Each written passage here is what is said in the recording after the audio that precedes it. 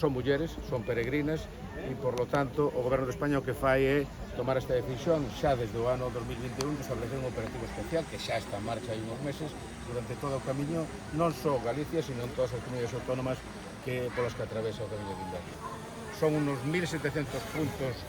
informativos en donde hai información relevante con cartéis e con tarxetiñas, entre os que están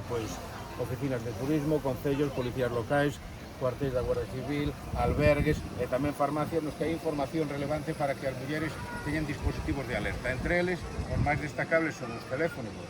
016 e fundamentalmente unha aplicación móvil que queremos destacar que é o Alert Cops, que é unha aplicación non só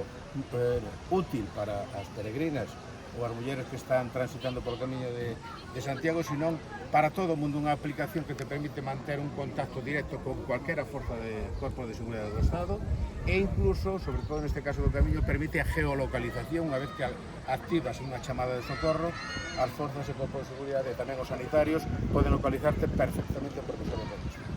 Todo isto se enmarca